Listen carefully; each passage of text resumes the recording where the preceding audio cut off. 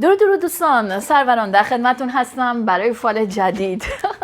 داشتم دنبال سوژه میگشتم برای فال و اینکه دیدم یکی از دوستان شوخی کرده بود و اینکه گفته بود که لطفاً یک فال بگیرین ببینیم به غضنفر برمیگرده یا نه. حالا ما هم ببینیم که غضنفر و غضنفرهای دیگه و خسروهای دیگه و شیرین های دیگه و لیلی های دیگه برخواهند گشت یا نه. البته همونجور که شما همتون میدونین دوستان، این فال های کوتاه مدت هستن، انرژی ها به هم ربط دارن و اینکه خیلی در حال تغییر هستن. ببینیم چه خبر هستش در حال و هوای شخص مورد نظر شما و آیا برخواهد گشت به این زودی یا نه. دوستان عزیز، من مثل همیشه خوش آمد میگم به تک تک شما. امیدوارم در هر کجایی که هستین حال دلتون خوب باشه. ببینیم چه خبر خواهد شد. اونایی که امروز دارین این فالو نگاه میکنین که روز کریسمس هستش و امیدوارم که انرژی های جدید برای همه خوبی و برکت رو به ارمغان بیاره. سریع میرم سراغ انرژی هاتون، انرژی های شما نه انرژی اون شخص. دوستان الان ببینیم با هم دیگه یا حضرت عیسی مسیح، ببینیم که چه خبر هست در انرژی های شخص مورد نظر شما دوستان. خب من کارتا رو مخلوط میکنم و اینکه بریم ببینیم که با هم دیگه در چه حس حالی اصلا الان هست. اول یک نگاه میکنیم خودش در چه انرژی هایی هستش و اینکه بعدش در ارتباط با شما چه خبر هستش. با هم دیگه میشینیم یه مقدار به قول همیشه که من بهتون میگم خاله زنک بازی در میاریم، ببینیم چه خبره، چه از زک و زندگیش خبردار بشیم. بالاخره تشریف آوردن. اوکی خیلی اوکی. خب ببینید دوستان، خیلی دارم میبینم که این شخص عزیزان الان در حال حاضر در جابجایی هستش، یا واقعا جابجایی مکانی داره یا اینکه خیلی در رفت و آمد هستش، در تکاپو هستش دوستان. به کسی هستش که خیلی به فکر فعلا خودش هستش، اون شرایط شخصی خودش، حالا مادی هست، خانوادگی هست، هر چیزی که هستش دارم میبینم که خیلی داره به این مسئله فکر میکنه. ممکن هم هستش الان دوستان توجه کنید که این شخص بیشتر به یک وسیله نقلیه هم ممکن است فکر کنه. حالا ربطی هم نداره به قسمت احساسی، ولی خب به هر حال چیزی که من دارم میبینم که رفت و آمدش زیاد هستش، فاصله داره طی میکنه و برمیگرده و میاد و میره. دوستان کسی هستش عزیزان دل که با تمام قدرت دارم میبینم که سعی میکنه که تمام احساسات خودش رو تحت کنترلش قرار بده. آدمی دارم میبینم که داره قدرت میگیره بعد از یک دوره‌ای که شاید در یک حالت سختی بوده، داره خودش رو میسازه، سعی میکنه که نگاهش رو روی خیلی از ابعاد مختلف زندگیش عوض کنه.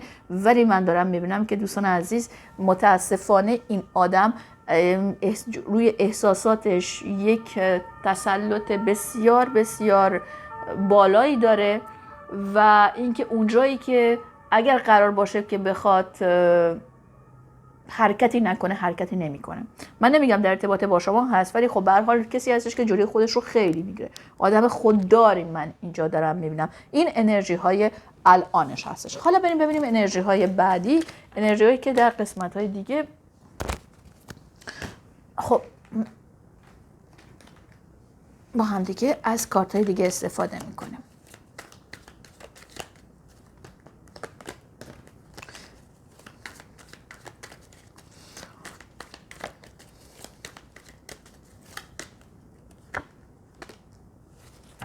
خب ببین انرژی کسی هستش که میخواد قدمی رو به سمت شما برداره دوستان. خب انرژی کسی هستش که میخواد به سمت شما قدمی رو برداره و ببینیم در ارتباط با شما حالا چه خبر هستش. و در ارتباط با شما رو میبینه کسی هستین که بهش اعتماد میکنه، حداقل چیزی که اینجا داره میبینه و میتونه به شما اعتماد داشته باشه. ببینید شاید شما از اون دسته آدمایی هستین که خیالش رو راحت کردین که هر موقع بیاد شما هستین.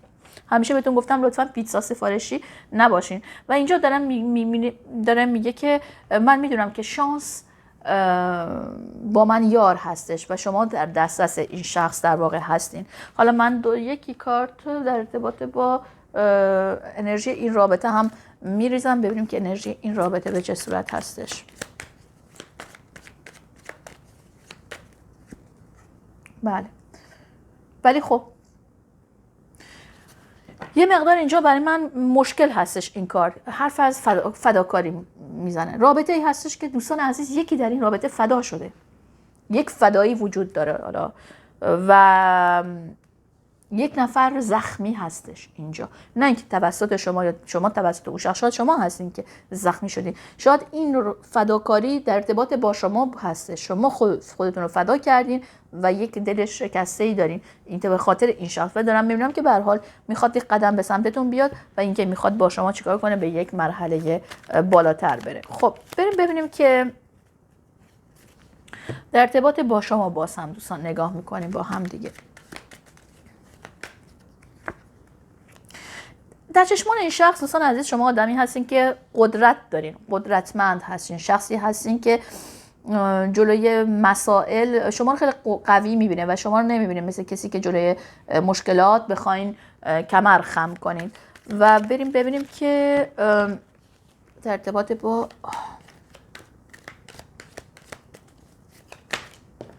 بله توجه کنید دوستان، اونایی که شما خیلی معنوی هستین این شخص از این مسائل میترسه.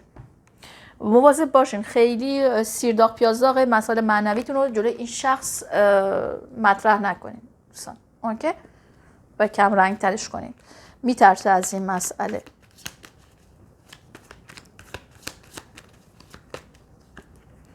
و ببینید احساس میکنم که در ارتباط با این شخص امیدش زیاد هست نسبت به این رابطه با شما، ولی احساس میکنه که امید دارم نسبت به این رابطه، ولی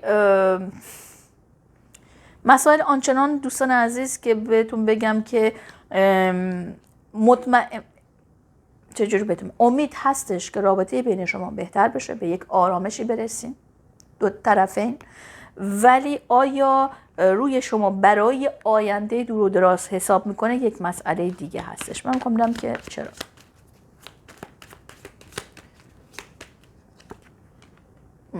احساس میکنه که دوستان امید هست که من و تو با همدیگه به یک تفاهماتی برسیم، من و تو بتونیم با همدیگه یا یک راه کوچیکی رو با همدیگه بریم، ولی از راه بزرگ رفتن من نمیدونم، من مطمئن نیستم که میتونم از پسش بر بیام، یا تو اون کسی هستی که بتونی از پس حالا اون بر حال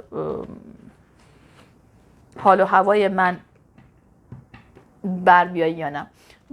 امید هست برای برگشت، برای اینکه چیزی از سر گرفته بشه. فعلا اینجوری هستش. حالا بریم ببینیم کارتای دیگه. با یه گل بهار نمیشه دوستان. مطمئن نیستش که رابطه‌ای باشه که برای تمام عمرش باشه، در واقع این گونه هستش. خب حالا بریم ببینیم که من از کارتای مختلف سعی میکنم استفاده کنم دوستان. باز هم بریم ببینیم که الان در حال حاضر دوستان عزیز من از کارتای مختلف نمیدونم، حالا خودم هم نمیدونم از چه کارتایی استفاده کنم، ولی خب سعی میکنم از این دسته کارت استفاده کنم، بعدش هم بپوشونمشون این دسته کارت ها رو با کارت های دیگه، ببینیم با هم دیگه چه چیزی میگن. الان در حال حاضر من دارم میخواد ببینم که این شخص الان در مورد ببین کسی هستش که دوستان توجه کنید، آدمی هستش که الان ببینید داره با خودش داره صادقانه در ارتباط با شما فکر میکنه. ببین نسبت به شما من گرایش رو میبینم اینجا. مشکل من مشکل گرایش نیستش، مشکل اینجا هستش که این شخص حرف خودش هستش دوستان. شخصی هستش که یک مقدار خساست من دارم میبینم از نظر اینکه بخواد چیزی از خودش نشون بده. گفتم با تمام قدرت قبل گفتم جلوی حس و احساس خودش رو میگیره که چیزی ازش نچکه و مشخص نشه، و اینجا هم به همین صورت داره حالا با خودش صادقانه داره رفتار میکنه و صادقانه حالا خوب هستش دوستان. صادقانه رفتار کردن متوجه خواهد شد که شاید یه جایی افراط تفرید کرده.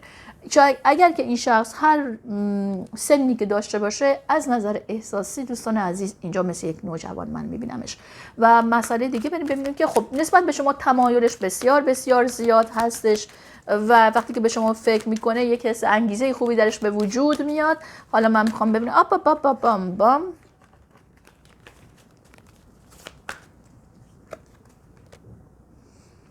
مشکل این هستش که دوستان یک نفر یک حالت دفاعی داره.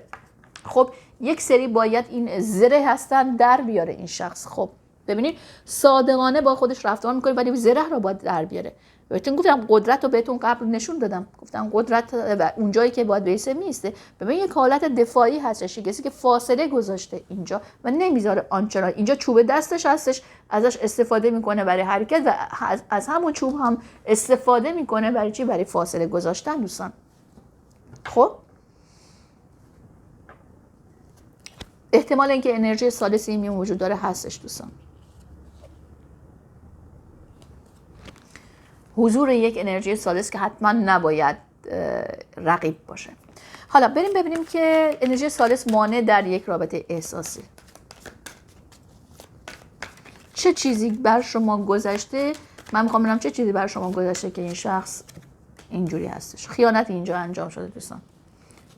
قایم موشک بازی زیاد بوده، خیانتی انجام شده، کسی فرار کرده، نوک پا رفته. البته وقتی میگیم آشتی یعنی خب بالاخره قهری وجود داره، ولی اینجا یک پنهانکاری بوده. من احساس میکنم یه انتخاب دیگه ای حالا به جز شما بوده، یا اینکه شما بودین که انتخاب دیگه داشتین و اون مثل یک خیانت دیده و شما رو رها کرده رفته. بار بسیار سنگین رو من اینجا دارم میبینم. خب و بعدش سکوت. و من احساس میکنم یه مسئله سنگینی برای یک سری اتفاق افتاده و شاید هم شما خودتون در موردش آنچنان اطلاع نداریم. من کسی رو دارم میبینم عزیزان دل، ممکن هستش که سخنان سختی هم بین شما اتفاق افتاده و حتی اگر که خیانتی هم که اگر بوده دوستان، اگر که مسئله اتفاق افتاده خیلی هم ببین خیلی سریع و سر اتفاق افتاده و این مثل که پیش بینیش نمی‌کرده یا همچون حالتایی هستش. و اینکه توجه داشته باشین که من دارم میبینم که و در گذشته در ارتباط با شما یه تمایل فیزیکی بسیار بالایی، یک چوب اینجا سه تا چوب اینجا افتاده در عرض 4 تا کارتی که من ریختم، 3 تاشون چوب هستن و چوب همیشه حرف از تمایلات و گرایش های فیزیکی میزنه. خب بریم ببینیم چه خبر هستش دوستان.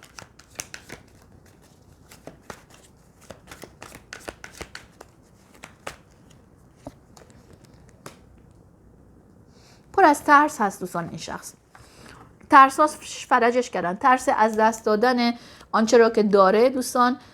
ببین آدمی هستش که دلش میخواد که در رابطه باشه که در این رابطه خوش بهش بگذره. خب و اینجا ذهنش ببینید یک ترس ها، یک استراب هایی رو دارم میبینم این داره و ترس از این که مبادا یک چیزی، چون خوب ببینید اینجا یک پنهانکاری وجود داشته توی این رابطه و در سرش این پنهانکاری هست و چه از طرف خودش بوده این پنهانکاری و چه از طرف شما بوده، به هر حال این چکو به اسم شما داره مینویسه و از حساب شما کم میکنه. خب ببینیم کارت بعدی. نمیدونم کارت ها هستن یا نه. بله، ولی در قلبش توجه کنید دوستان، توجه کنید محبتی که نسبت به شما داره.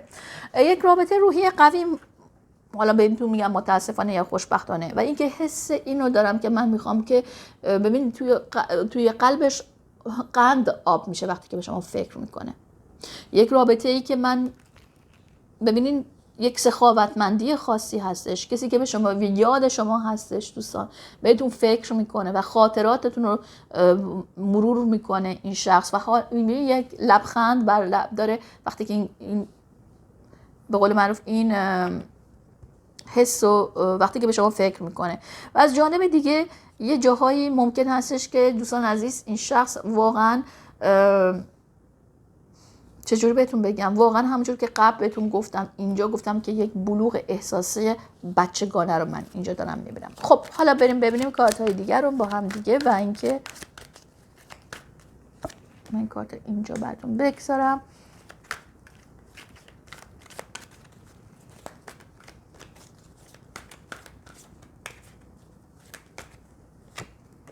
خب آدمی هستش که دوستان هر چی که بخواد تو زندگیش داره در دسترسش هستش، از شرایطش راضی هستش، هر چیزی که میخواد، ببین هر کسی یه چیز خاصی رو میخواد ولی برای این شخص از آنچه که داره کلا راضی هستش و رضایت داره و خوشحال هستش از این مسئله. و ببینید دوستان عزیز شما در واقع برای این شخص همون گیلاس روی شیرینی خامه‌ای هستی، نه خود شیرینی خامه‌ای، چون شیرینی خامه‌ای زندگی خودش هستش و آنچه که خودش داره.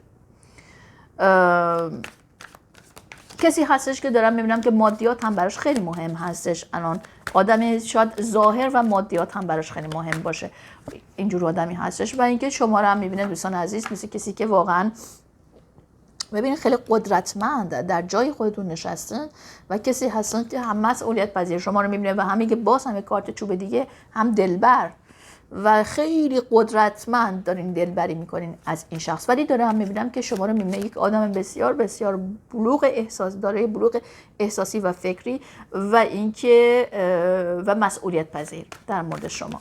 و ببینید دوست داره که باز هم بین شما یک رفت و برگشت های دلبرانه وجود داشته باشه. خب ببینیم چه خبر در کارت های بعدی. خب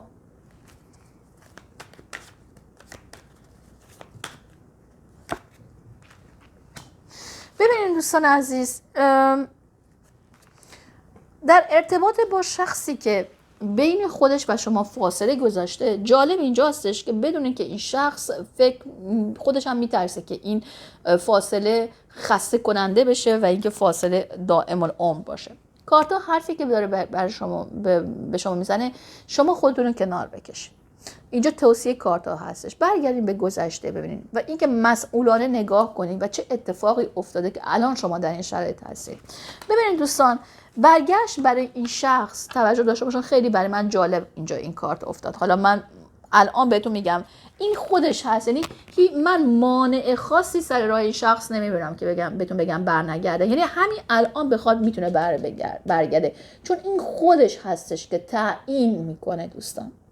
خب من مانع خاصی ندارم. من الان جواب من برای این، اگر که قرصاشو شسته باشه، خوب خورده باشه، حالا این محض شوخی دارم بهتون میگم، این برای من اینجا جواب مثبت هستش، برگشت هستش. ولی اگر بخواد، میدونین دوستان، هیچ مانعی نداره، جاده صاف هستش، با یک حالت اگر برگردن با یک حالت غرور خاصی برمیگرده و دوستان توجه داشته باشه، مواظب باشن که برگرده تمیز برگرده و اینکه کسی دیگه کنارش نباشه که قایمش کرده باشه با این کارتی که من اینجا میبینم و این کارتی که من اینجا میبینم.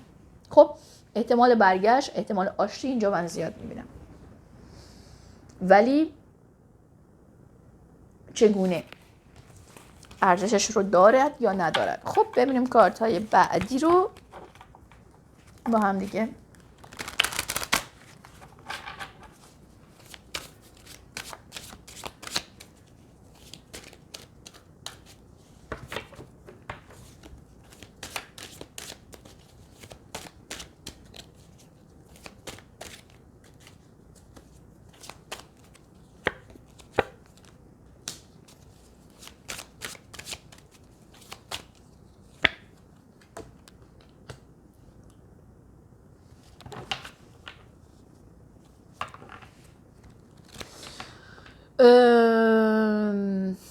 در ارتباط با شما دوستان مسئله احساسی افتاد، عشق اینجا افتاد، عشق افتاده و اینجا هم ببینید دوستان مشکل اینجا هستش که این شخص باید بتونه یک به قول معروف خونه تکونی در دلش انجام بده.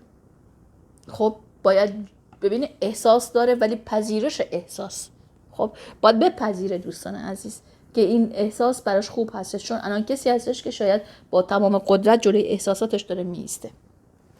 و بریم ببینیم که کارت های دیگه.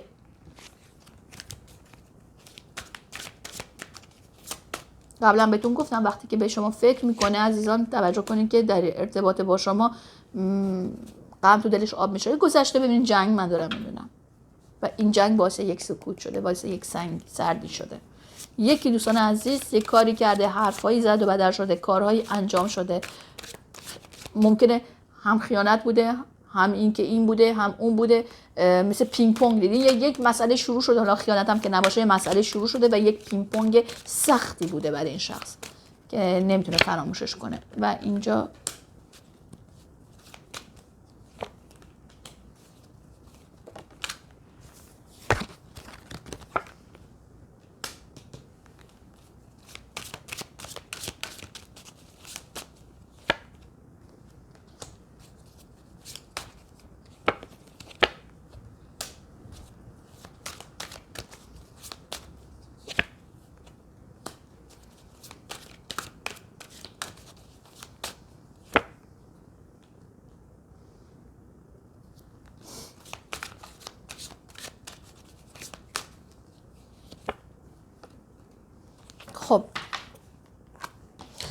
من اینجا دوستان عزیز کسی دارم میبینم که خب به شما که فکر میکنه، دوستان بهتون گفتم قند تو دلش آب میشه، ولی اینجا هم دارم میبینم کسی هستش که توی دلش آماده داره میشه مثلا برای اومدن دیدن به شما و داره تمرین میکنه و روی خودش داره کار میکنه، چی بگم چی نگم.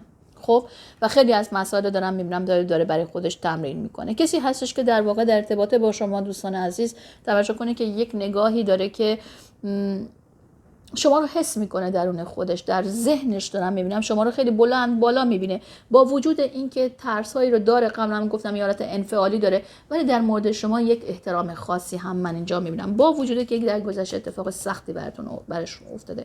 من اینجا کسی دارم میبینم دوستان که دارم میبینم که اینجا به یک آرامش داره میرسه و ببین کسی هستش که در مورد شما الان یک چیزهایی، یک مسائلی احساس میکنم که خیلی بهتر شدن تا گذشته. و همونجور که گفتم کسی هستش دوستان توجه کنید که خودش تو زندگیش همه چیز میخواد. این کارت بسیار زیبایی هستش، همه چیز داره ببخشید و ببینید شما باید یک چیز بیشتری باشین، همون گیلاس روی شیرینی خامش باشین. اینجا به اون آرامش رسیده، در ارتباط با شما هم ببینید الان یک جاهای اگه یک تنش‌هایی بوده، این تنش‌ها آرام شدن. ببین شما رو می‌بینید که میتونید در کنارش نقش‌های مختلفی رو بازی کنید و میدونه که روی شما مسئولیت پذیر هستین و میتونه روی شما حساب کنه. مشکل اینجاست که دوستان عزیز ترس این شخص بسیار زیاد هستش و مشکل اینجاست دوستان عزیز که یک نفر از یکی دیگه شاید انرژیشو میگیره. مکیدن انرژی این نفر هستش. اینجا یه دراکولا افتاده ولی که این دراکولا خیلی خیلی مهربون به نظر میرسه و برج فروردین و آبان افتاده. یعنی که توجه کنید دوستان اینجا این شخصی هستش که احساس میکنم که از یک طرف انگیزه دارم ولی از یک طرف میترسم و سعی نکنید دوستان با غرور این شخص بازی کنید. سعی نکنید هر جوری شده بخواین این شخص حرکتی بکنه. من دارم میبینم که احساس وجود داره دوستان، ولی یک مسئله سیاهی هم ببینید، یک مس سیاهی هم روی احساساتش وجود داره. این شخص توجه کنید دوستان عزیز تحت تاثیر، ببینید اینجا جالب اینجاست که این کارت شما اگر نگاه کنید توجه کنید از نظر احساسی احساس داره، ولی بهتون گفتم باید بپذیره احساساتشو و این کارت پاکسازی هستش. مشکل در قسمت مشکل افتاده. مشکلش این هستش که این شخص پاکسازی نکرده از نظر احساسی و دوچار شاید انرژی ها غیر ارگانیک های منفی هستش یا دوچار یک سری از مسائل حالا منفی از نظر انرژی هستش دوستان. اینم هستش. ببینید دوستان این شخص به طور کلی ترسش زیاد هستش، غرورش زیاد هستش و اینکه آدمی هستش که بعد ترسش از چی ترس؟ از دست دادن مثلا آنچه که داره الان، خیال راحتی که داره و چیزایی که دیگه ای که بهتون گفتم. امیدوارم که تونسته باشم کمکتون کرده باشم دوستان. برای من برگشتی با این کارتی که افتاد. ببینیم مثل این میمونه که با این کاری که اینجا افتاد انگیزش رو دارم ولی ترسم زیاد هستش، ولی من مانعی به غیر از این نمیبینم و احتمال اینکه بخواد برگرده به سمت شما دوستان برای من 50-50 هستش. اوکی؟ من بهتون نمیگم 100%، بهتون میگم 50-50 به خاطر که کارت بعدی که اومد یه مقدار این کارت رو در درجهش پایین آورد.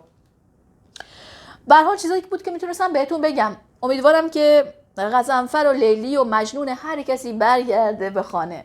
روی ماهتون رو میبوسم، بهتون میگم روز و روزگار خوش و خدا نگهدار.